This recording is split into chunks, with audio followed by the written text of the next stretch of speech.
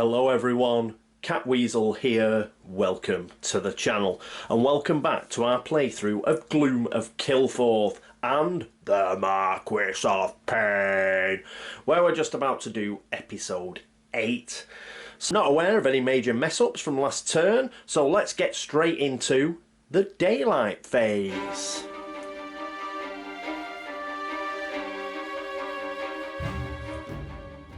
And here we are on the morning of the 13th day, which hopefully will not be unlucky for some. So, have we got an enemy at our location in the Grand Plains? No, we do not. So, we can get some action points back. So, we get these 2 back, plus an extra 1, because we've got 3 health points. So, there we go. We're up to 3 action points. Are we going to do any deeds? We certainly are. We're going to use our necklace of wealth, so we are going to veil that, and we're going to get our 7th piece of gold, which is very good indeed. Right, let's zoom in and see exactly what we're going to do. And here we are at the Grand Plains with Cassandra, and the first thing she's going to do is she's going to spend an action point and she is going to move. And she's going to move into Sprawl City. There isn't an encounter card there, but we don't need one because it's Sprawl City. What are we going to do for our second action point? Well, we are actually going to do a market action. And the deck that we're going to use is the ally deck, because we need an ally. Remember, this will go straight into our hand as an asset. Was one, perhaps if we had them all the correct way around, that'd help. And it will go straight into our hand as an asset, but we will have to pay 4 gold because they all cost 4 gold. So our first one to pick from is the Astral Seer. The next one is a healer. I think that'll be the one. And the last one is the Dog Ninja. I think I saw that in Colin's playthrough, the Dog Ninja. Let's go through them all. We'll do the healer first because I think this is going to be the one we pick. That'll give us +1 influence, which will be useful. Healer, ally and pious. When the night phase ends, heal 1 HP. That will be very nice. Setting bones, applying salves and bandaging wounds were the main elements of Christina Desliaz's healing power. I think we'll use her. That will be very useful. But let's have a look at the Astral Seer. Again, +1 influence. She's an ally and also pious. Deed, sacrifice, defeat a quest at your location. I don't think we particularly need this. As a seer, Maya would never die. Rather, she would someday simply become one with the veil. And the Dog Ninja, +1 sneak, +1 influence. Ally, arcane. Tavis, the Dog Ninja, wandered between the realms in search of justice. Well, though he's a nice little fellow, we are going to keep the healer, so we'll discard those 2. We will spend our 4 gold. And Christina Desliez, or whatever her name is, has joined us. And she is an asset, so we'll put her down there. And we have got our final keyword, I think. So we've got a healer for an ally keyword. We've got the necklace of wealth as an item keyword. And our quest keyword is find cure. However, we do not have 5 gold, so we can't regale quite yet, because we've only got 3 gold at the moment. But hopefully it won't take us too long to find that. Now, here we are in Sprawl City. This is a gloom location, so we'll probably end up losing a health because we're going to stay here. We're not going to move. In order to cover off that health that we're going to lose, what we can do at Sprawl City is we can spend an action point and rest. So we will rest and we will get an extra health point. And remember, we have got the healer now. So we're up to 4 health points. And that is it for our turn. And we have finished in Sprawl City and we are going to camp there. So let's move on to the night phase.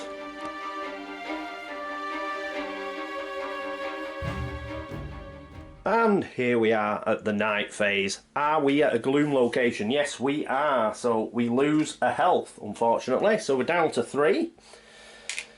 And that is that. And what's left? We have to get a darkness card. Sorry, a night card.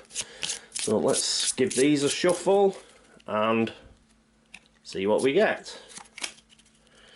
We're about halfway with these now, so it's getting pretty grim. A tribal chiefess. Well, that's a stranger, so that's not too bad. 4 fights. She's pretty tough. 1 sneak, and it is 4 influence. She has 3 hit points. She's stranger. She's neutral. Revealed places stranger at Spine Ridge Pass. Oh, it's another mountain location. A brave Wildclaw Trailblazer has taken it upon herself to fight back the gloom single-handedly. Good, good, good. We can trade her in for 1 gold, or we can trade it in for... Well, we could get 1 gold as a reward, or we can trade it in for an ally. Spine Ridge Pass falls into gloom. Let's sort that out. Ooh. Freezing snow.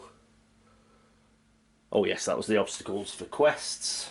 So that doesn't affect this. It's a stranger. Spine Ridge Pass is here. So we'll put a black token on, and it's fallen to gloom. Put the tribal chiefess there, but something else is going to go there. Yes, 1 of these plot cards. So let's just mix them up a bit and see what we get, because we have definitely got to get to the Rising Bluffs. We'll take the one in the middle. The Sculptor of Pain. Enemy demon. Stepping from beyond the veil after so many aeons, the sculptor makes a terrible art form from inflicting legendary agony upon its victims. Though formidable in battle, the Marquis's henchmen can be defeated in mortal combat, but its patterns of torture will no doubt leave you with indelible scars. So we've got to lose 2 hit points to defeat this, but we have got the healer on our team now. If we defeat it, we will get a loot token. And if we don't defeat it and we start fighting the Ancient will gain a trap. The Marquis of Pain gains +2 maximum hit points. So this is another one we could do getting rid of.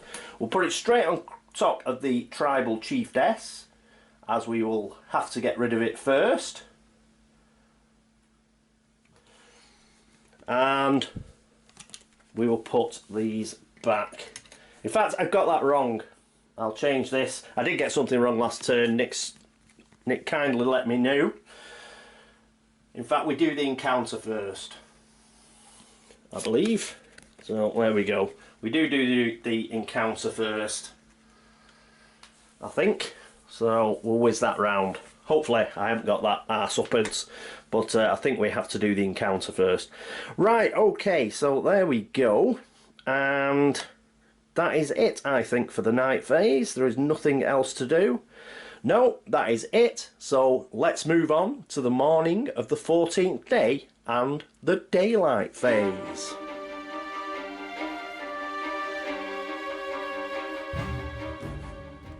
And here we are at the daylight phase. First things first, have we got an enemy at our location? No, we have not. So we can draw up action points to our health points. We've got 3 health points. That's 1, 2, 3. And what are we going to do then? Well, oh, I should have... the Necklace of Wealth should have been unveiled, and it has been now. So, talking of that, we are going to veil it. So that's been veiled. And we will get an extra gold, putting us up to 4, so we're nearly there. Healer. At the end, when the night phase ends, heal 1 hit point, so we get another hit point back. So we're up to 4. If we can manage to get somewhere that hasn't got a gloom, we will be able to get an extra hit point this go. Well, to the start of next turn. So, okay. Right, what are we going to do? Well, I think for our first action point, we are going to rest again. We're at Sprawl City, we can rest, so we get a 5th hit point. Then we're going to use our 2nd action point, and we are going to move, I think. We're going to move to the Dead Swamp. We're not hiding, we're pretty tough, so we're taking a bit of a gamble here. So if we get an enemy or something, we could end up getting ambushed. So we're at the Dead Swamp, there's no encounter there. We need to pull an encounter. We need Badlands. The monk, that discount pile should be there next to mountains. So Badlands.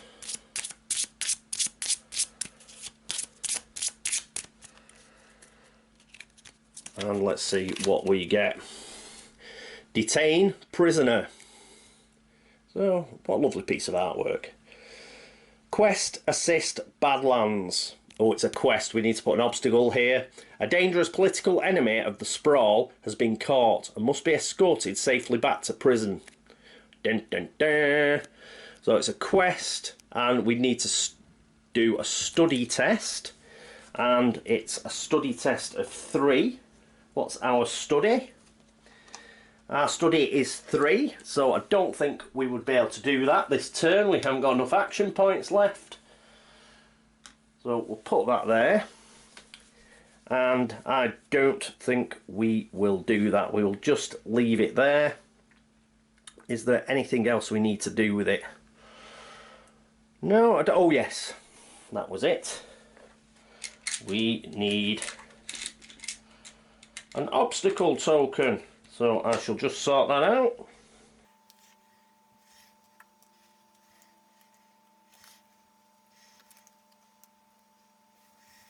So there we go. Let's just check. When a quest enters play, place an obstacle at its location. Yep, we have done that. Right, we still have 1 action point left, and we are going to move again. And we're going to move to the curative font. So we don't have to pull another encounter because the curative font is still there at the Lost Forest, but it is Gloom, the Lost Forest, unfortunately. But, oh, it is, isn't it? It is in Gloom, so let's have a think. I think we'll actually go then to the Lonely Gorge, which isn't in Gloom. No, we're not. No, we will go here. We will go there. It is in Gloom. But, yes, we've got to get across here because we have got that horrible, horrible, horrible card. That, which one is it? The Flayer of Pain.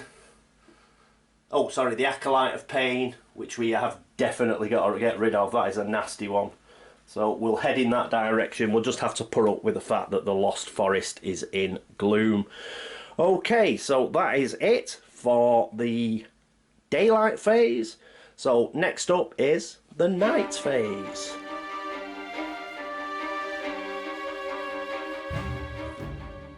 And here we are at the night phase. Are we in Gloom? Yes, we are. So we go down to 4 hit points. Next up, it is the night card.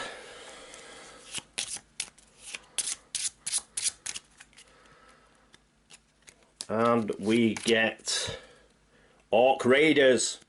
So these are 3 fight, 2 sneak, 3 hit points. They're an enemy revealed. Place this enemy at the Wretched Bog. Outlying lands are played by the ferocious and brutal Orcish Raiders. The Wretched Bog goes into Gloom. It's 1 gold, or we can choose a loot instead. But the Wretched Bog is going to go into Gloom. Let's put that there.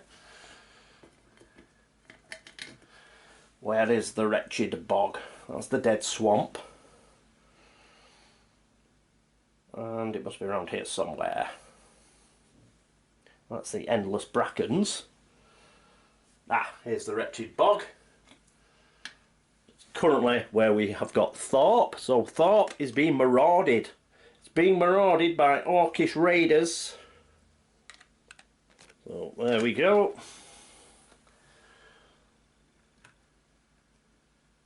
It has gone into Gloom.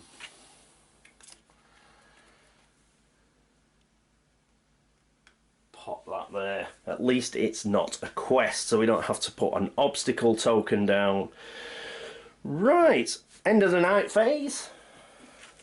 So the Necklace of Wealth comes back, and it's the end of the night phase to heal 1 HP. So I should have had, damn it, I should have had an extra action point last turn, because the heal actually takes place at the end of the night phase. My fault, I missed it.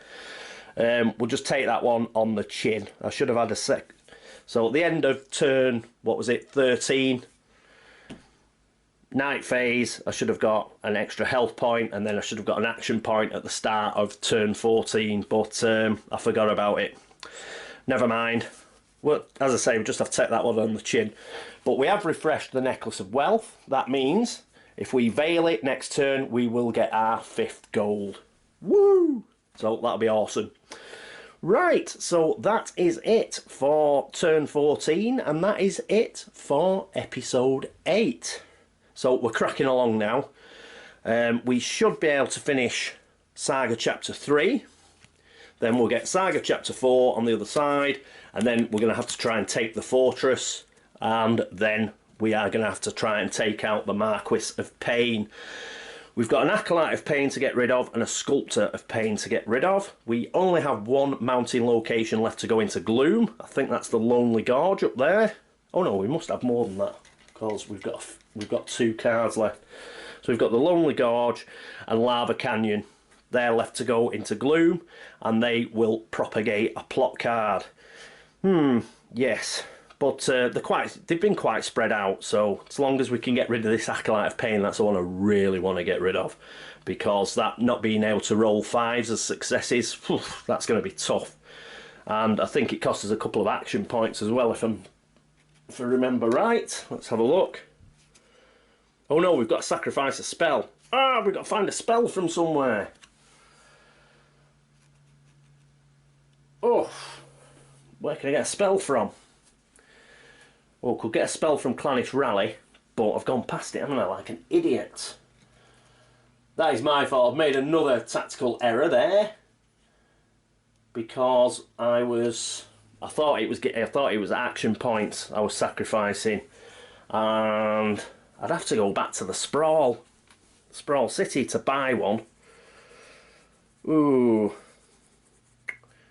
What we'll just do, we'll just regale. We'll get that gold next turn from the Necklace of Wealth, and we'll just regale. We'll finish Saga Chapter 3. We'll get ourselves another skill, and yeah, we'll just have to try and find a spell somewhere. It's just one of those things. Oh, we could go back to this quest, Detain Prisoner.